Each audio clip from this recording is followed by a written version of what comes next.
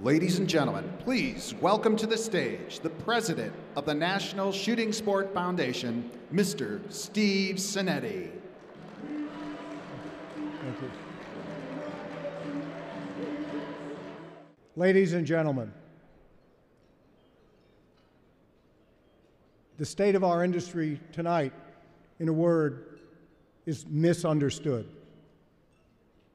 Now, who among us has not been moved by that unspeakable tragedy that was inflicted by a deranged man upon the children of Newtown, Connecticut, our very home at the NSSF? What can possibly heal the wounds, silence the anguished outcries, and make rational discourse on such a heartfelt topic occur? I submit there are not two sides to this debate. There is only one side, the good people of America, on all points of the political spectrum, united in their revulsion over this senseless, evil attack on our most helpless. Yes, there's only one side, the good side, the better angels of our nature, as Lincoln said, in opposing evil. We must all recognize that those who don't agree with us share our desire to rid the world of such monstrous act. But they must recognize that we are not the evildoers.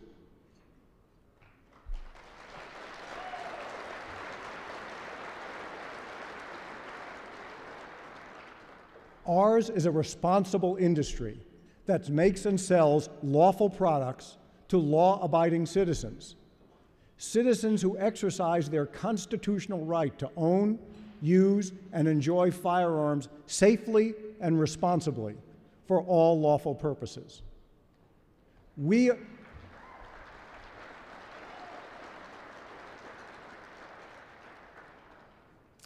are part of the fabric of American life, and we treasure our children, our heritage, and our traditions.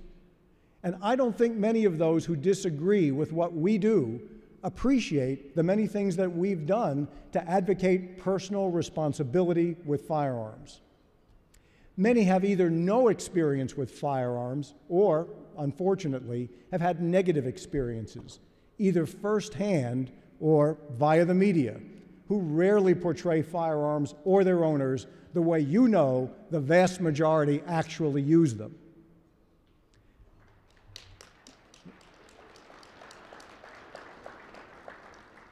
So tonight, allow me to state some things which are, I'm sure, obvious to all of you, but which have been lost in the clamor to do something to give meaning to the incomprehensible. That's an understandably human, but we all know an impossible task. Our industry's products include semi-automatic firearms, one shot for each pull and release of the trigger. They are today the most popular types of firearms in America, and they have been for many years. The most popular hunting and clay target shotguns are semi-automatics. The one I use, but for sporting clays, was designed in 1905. So are the most popular target pistols, including those used in the Olympics. The most popular .22 rifles used to hunt small game are semi-automatics. The overwhelming choice of both law enforcement and civilians who wish to exercise their constitutional right to own a pistol for self-defense is a semi-automatic.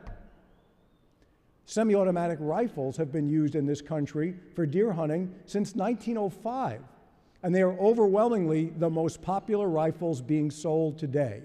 You know this, and yes, they're used for hunting, they are used for target shooting, and they are used for other lawful sporting purposes and home protection. You know that. The media refuses to accept that. But that's the truth.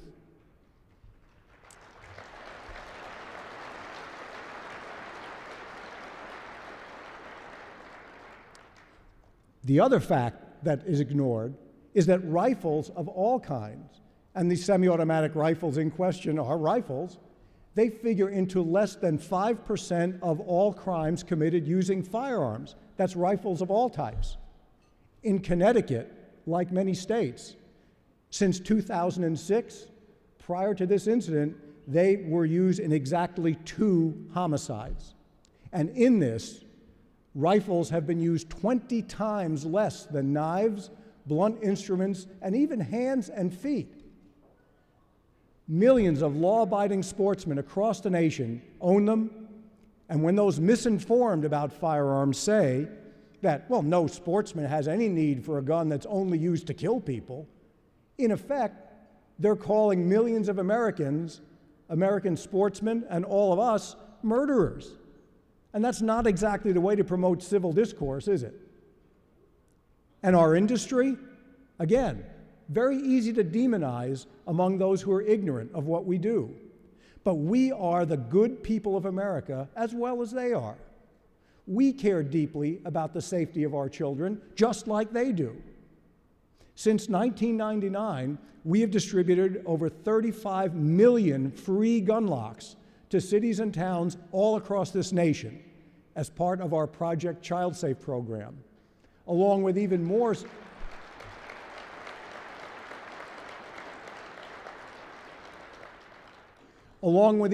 safety brochures urging gun owners to securely store their firearms away from children and unauthorized adults.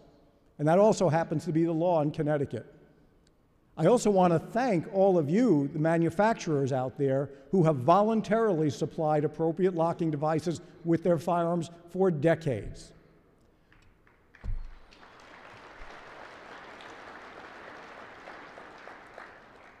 The NSSF has just given 1,000 more locks and safety kits to the people of Bridgeport, Connecticut, and we have been deluged with requests for safety materials since Newtown. We've given out over 1,000 more packages of information to various cities around the country and many, many school districts. We're expanding our Project Child Safe messaging to emphasize secure storage, and in particular, the need for this at homes where at-risk individuals may be present. And securely storing firearms when not in use would have prevented the Newtown tragedy with no additional laws needed. Personal responsibility is the key.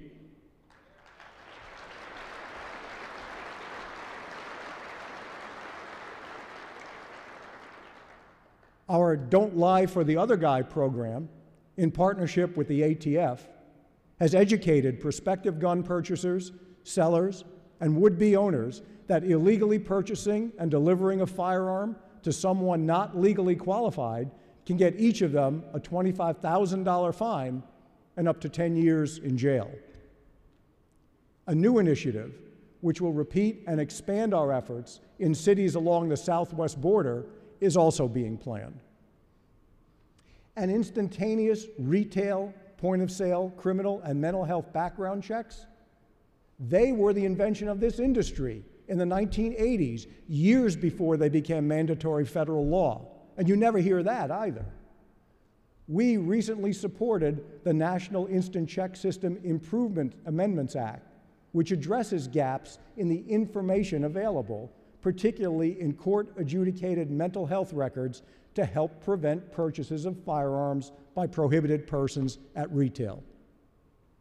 There have been over 147 million background checks since 1998.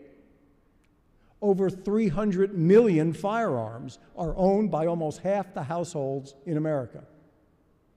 Firearms ownership among normal, law-abiding citizens has undeniably increased, and over the last 30 years, despite the growth in firearms ownership, the homicide rate has declined by 50%, and violent crime has dramatically decreased to record lows not seen since the early 1960s. This baffles our friends who fear that guns equal crime, more guns equals more crime. But thankfully, that is just not true. Facts, not emotions, however raw and heartfelt, must guide important social and legislative policies, especially where constitutional rights of American citizens are concerned. Of course we listen to our hearts, but we have to think with our heads. We've worked with the Veterans Administration to help ensure that every service member returning from conflict zones during the last 2 years has been offered one of our gun locks and safety kits. And we've exhorted Hollywood to stop its obsession with violent entertainment, which both coarsens our culture and has a desensitizing effect upon impressionable youths. We are the National Shooting Sports Foundation. Our mission is to promote, protect, and preserve hunting and the shooting sports so they can safely be enjoyed by all law-abiding Americans with a desire to participate. And record numbers of them are choosing to do so. Hunting license sales have reversed a 25-year decline, according to the U.S. Fish and Wildlife Service, with a 9% increase during the last 5 years. Packed firearm safety classes also show an intense interest in firearms ownership. And firearms accidents are at an all-time low, constituting less than 1% of all accidental deaths in this country, according to the National Safety Council. And I'd like to think that at least some of these decreases are due to the industry and NSSF's safety programs. For it is us, above all, who don't want to see our products misused. This industry strongly supports severe penalties for those who misuse their right to own firearms and can't understand why we are blamed when those who use them illegally harm others. They don't go through the many required steps to be able to own and use firearms legally, safely, and responsibly. Violent criminals who violate the law have no right to keep and bear arms, and they belong in jail.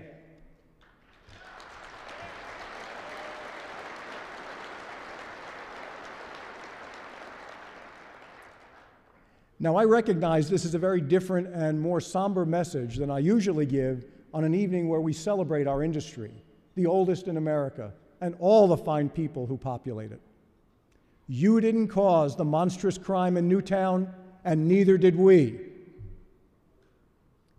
My friends and associates in almost 6 decades of peaceful, lawful enjoyment of the shooting sports have been among the finest people it has ever been my privilege to know. We abhor criminal violence as we praise the responsible ways in which the vast majority of lawful firearms owners conduct themselves in the hunting fields, at target ranges, and in the home. We stand ready to participate in any constructive dialogue regarding the safe and lawful manufacture, distribution, sale, and ownership of firearms by law-abiding American citizens. But a prerequisite to such dialogue is an honest recognition of the legitimacy of what we do and the important part of the national culture which we represent. Hunting and the recreational shooting sports are here to stay, and so are we.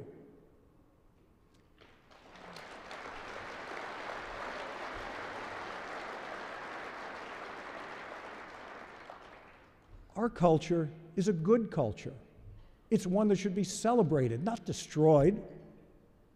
And our young Olympic shooters present here tonight, represent some of the best America has to offer.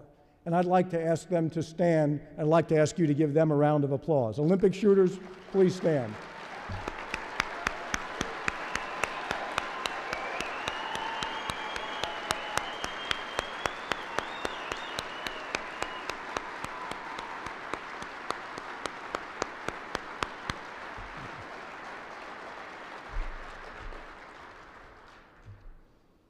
And finally, I'd like to recognize and honor my fellow employees at the National Shooting Sports Foundation, some of whom are present tonight.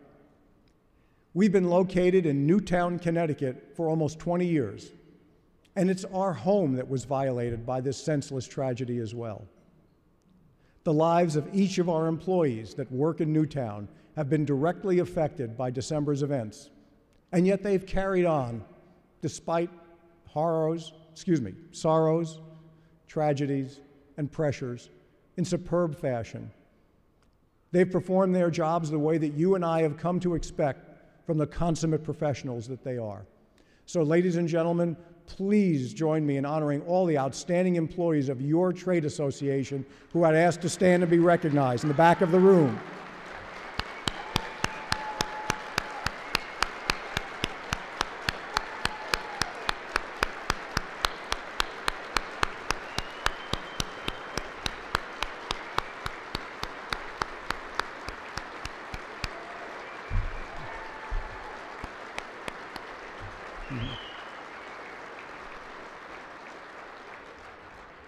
Thank you, guys.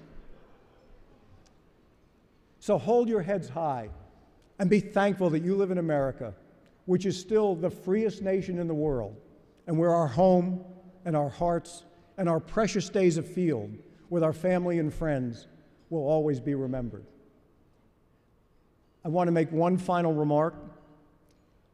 I was asked to participate in the Vice President's Violence Council last week, along with other representatives of the industry and firearms owners groups. And on the way to the airport, the fellow that was driving me there was a Romanian. He emigrated from a communist country where he grew up, came to the United States to enjoy the freedoms that we often take for granted in this country. And he asked me, he said, well, where are you going? I said, well, I'm going to Washington to talk to the Vice President about the whole gun issue. And this fellow from Romania, and pardon my imitation, but I'll try, he said, you tell them, don't punish nobody, done nothing to nobody. And I couldn't have said it better myself.